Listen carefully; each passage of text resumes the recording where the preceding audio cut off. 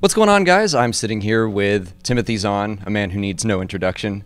I guess we're just going to talk about Thrawn alliances right now. I figured we'll just have a conversation. So, what relationship did you enjoy writing first? That's what I'm most interested about. Or what did you enjoy writing more? Was it Thrawn Vader or Thrawn Anakin Padme?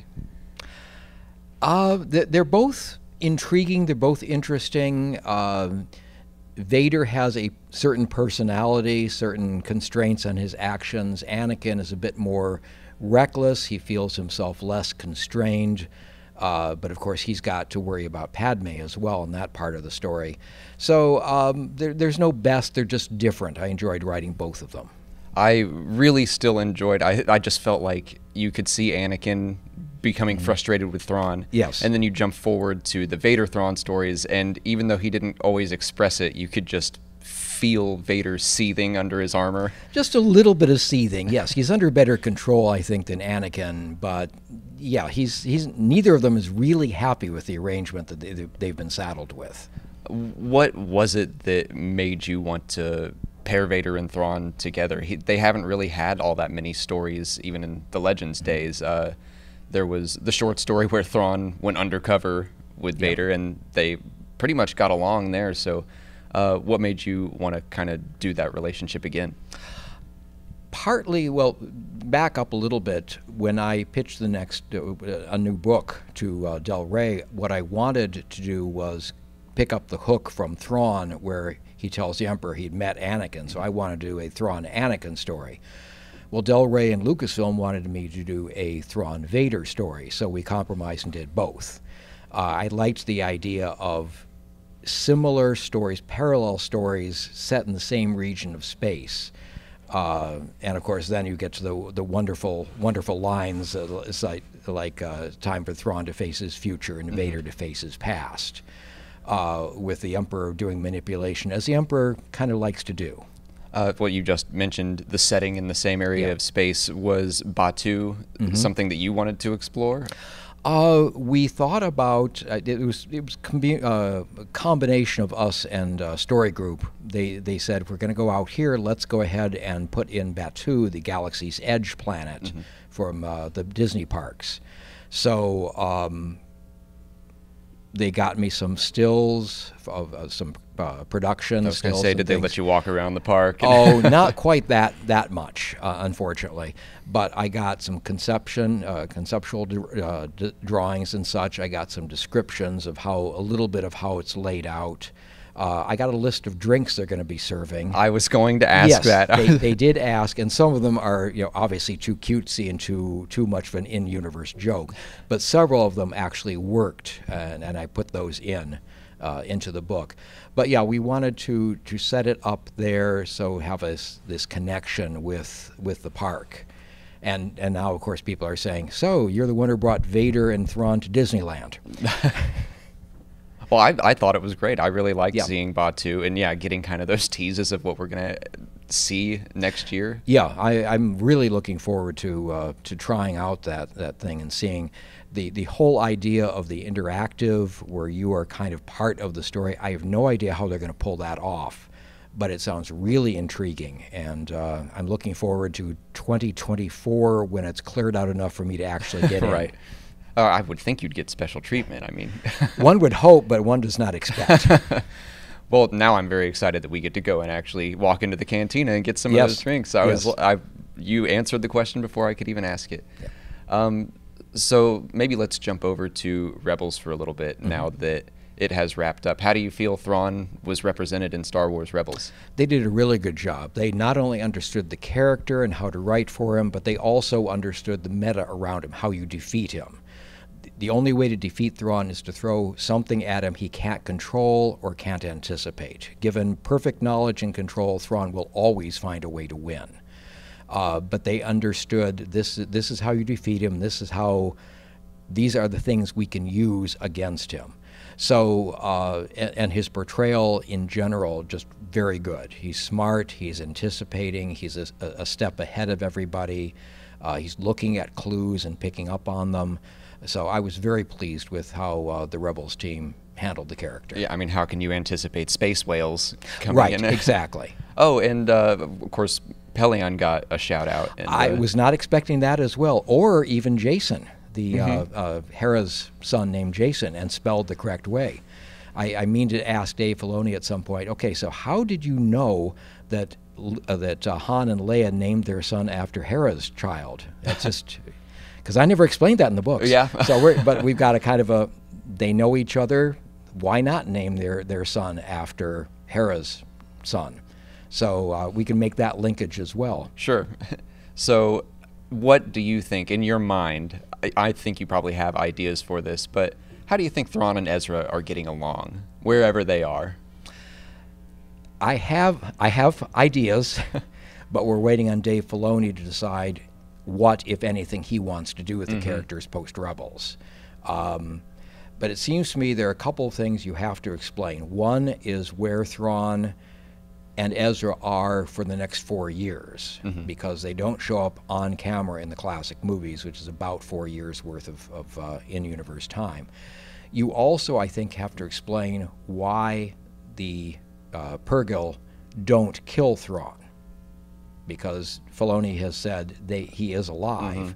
It doesn't help if he's alive and then is killed 10 minutes later. Right. So I've got answers to both of those, but again, it's going to depend on what Dave wants to do. And if he decides to do something, he'll probably take it in an entirely different direction.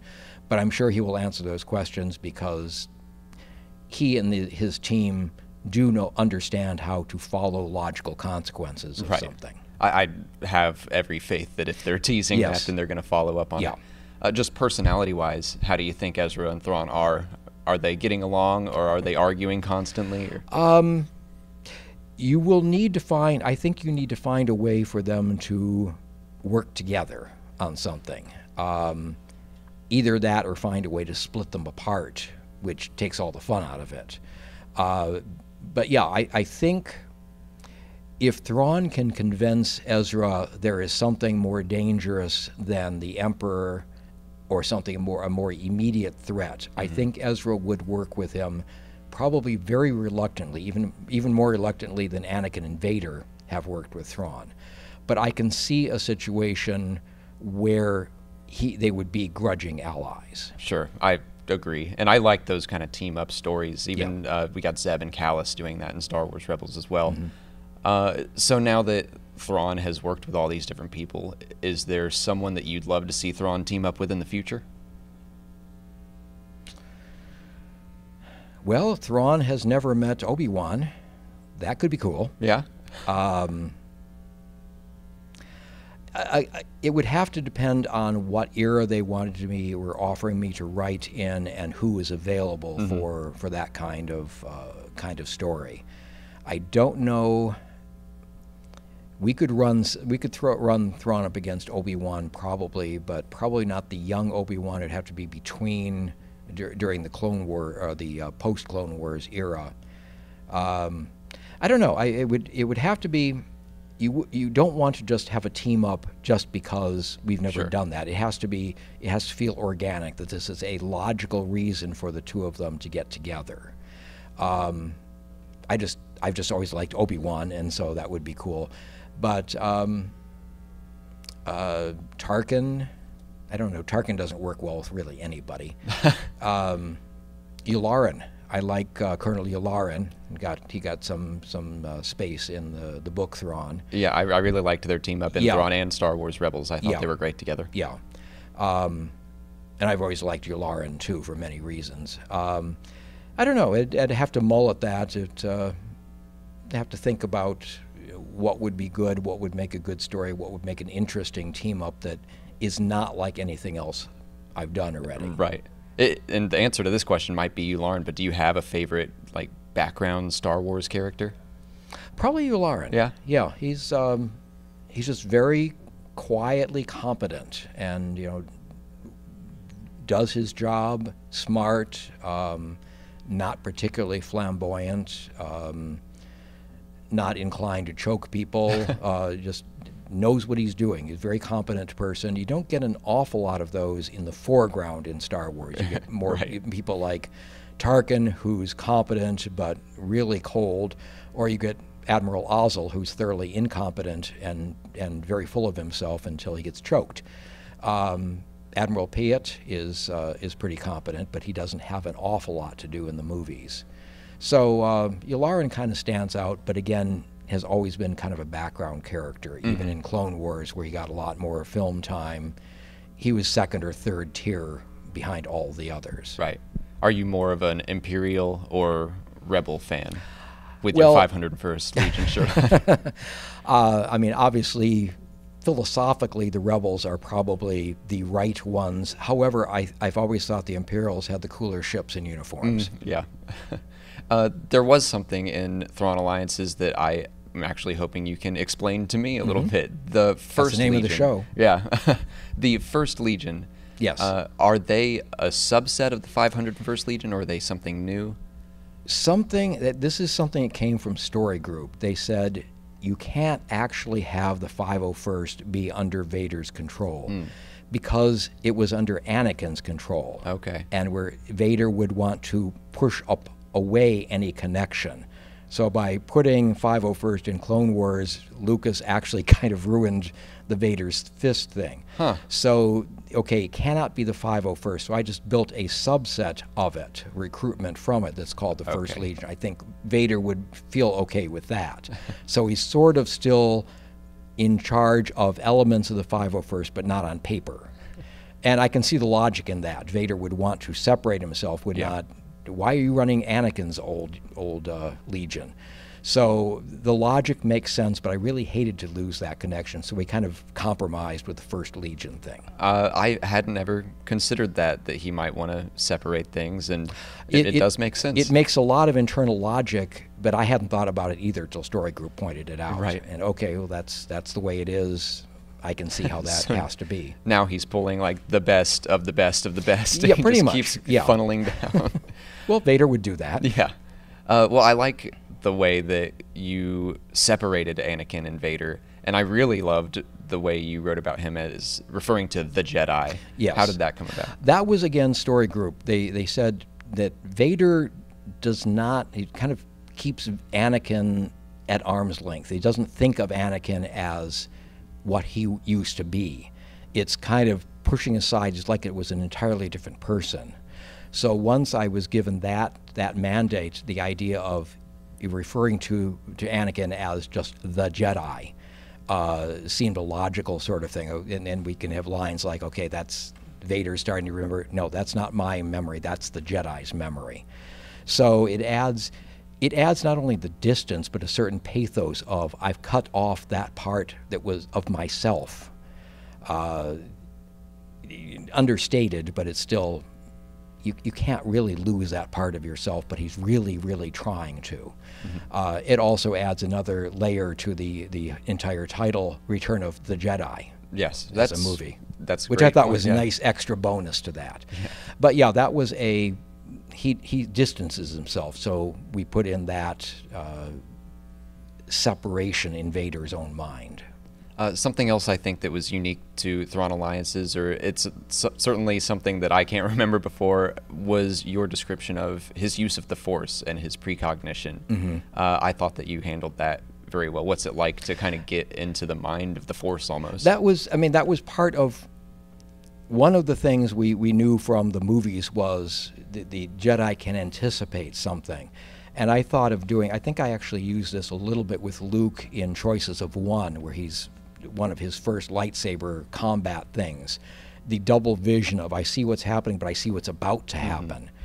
And that seemed, it would, to me, not only how the Jedi would see how this is happening, be able to block blaster bolts and such, but also then lead up into the whole navigation thing of a double vision of, okay, I see what's about to happen, I can change it. So that was, some people thought I overdid too much of that, but I thought it was useful to remind people every time that this is how the Jedi function, or how Vader, the Sith, function when they are in combat. This is how they're seeing the universe. Well, I think it was worth doing for sure, because then it came back around when you pilot through hyperspace, which was such a unique use of the Force. And we got to look at the Chiss and their Force sensitives. why do you think it is that as they grow up, they kind of lose that ability? Because it makes for an interesting scenario to write about. Right. Well, it seems to work because they are so, at least Thrawn for sure, but it seems like all of the Chiss are kind of this analytical, logical kind of species, and it kind of, I think, works that they would lose a little bit of that. It's also, you talk about game balance in games of, you know, don't want one side to be more powerful than the other. And the idea that we've got a limited time when these people can use the Force and be of use as navigators, and then that ability goes away, it limits how well the Chiss can function, how well the ascendancy can stretch out and such. But it also gives an interesting character if you want to go with one of them as a point of view character. You know, I'm useful to the ascendancy now, but I'm going to lose my abilities.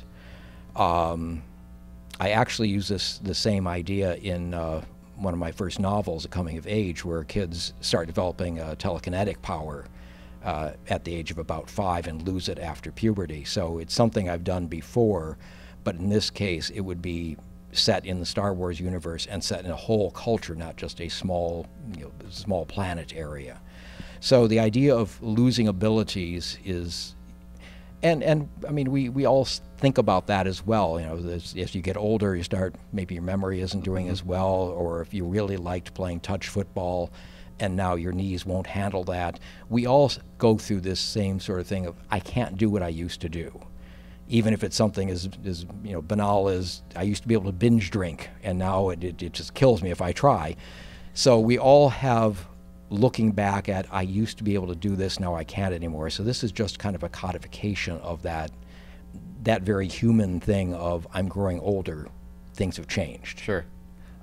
There seemed to be a line where maybe Thrawn was suggesting that he used to be a Skywalker. Was that the case, or was he more just thinking about? I think he was thinking about it. I never intended that, but we did hedge that with most of them are girls, but not all.